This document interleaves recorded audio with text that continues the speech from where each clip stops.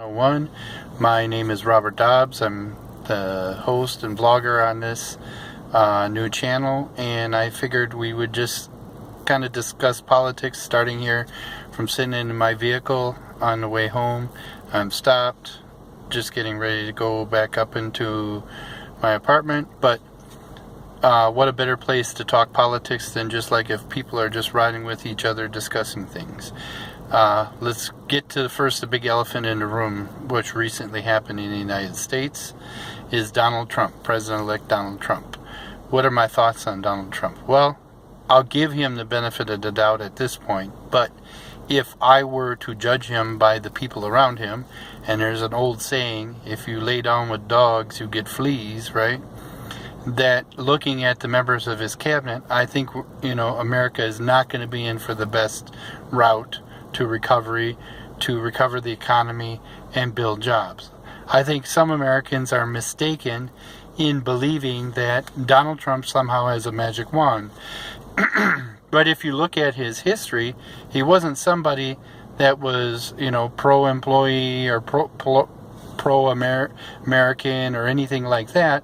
He was kind of the opposite. He was always out for himself. So, and you look at his cabinet picks, it's not much different.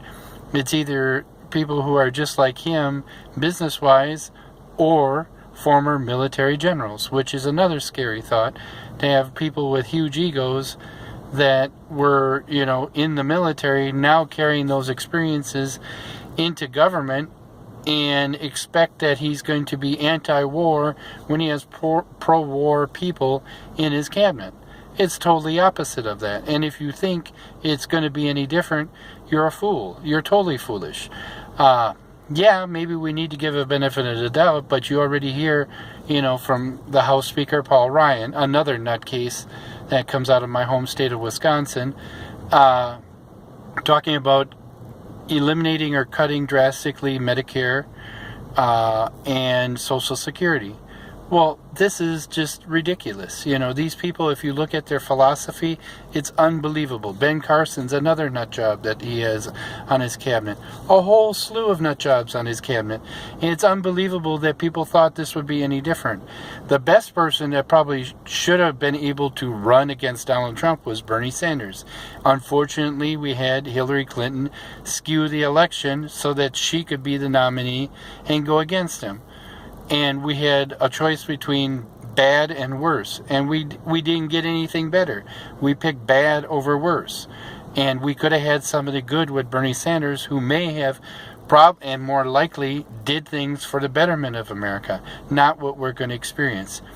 And I'll tell you, being an American living overseas here in the Middle East, that when you see people, the first thing they talk about is Donald Trump, and they're just laughing. They can't believe America put somebody like Donald Trump in the White House. People had much more respect for President Obama. People in the Middle East even respect President George W. Bush. But they have no respect for Donald Trump. They laugh. They think America is a big laughing stock. So if you look at my home state of Wisconsin, they had a they still do, Governor Scott Walker, which is like the minor league version of Donald Trump. If you want to see what happened in Wisconsin, he promised everything in the world that he was going to do to make it better, and he made it worse. It was a good state. It was a great state. And why I'm here right now, because somebody like he destroyed the economy in the state of Wisconsin.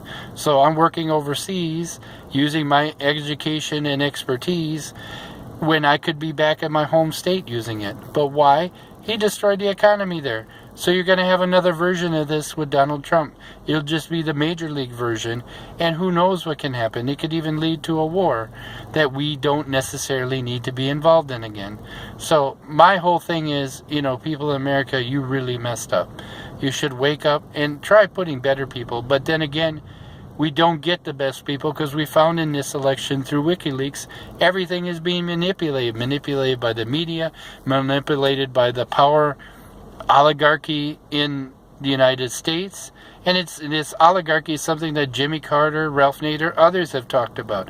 Until we break the back of this oligarchy and get the real voice of the people, you're never going to get good leadership. Well, thank you for listening. Please subscribe, hit the like button, and we'll have more videos to follow and talk about different topics. Thank you and good day.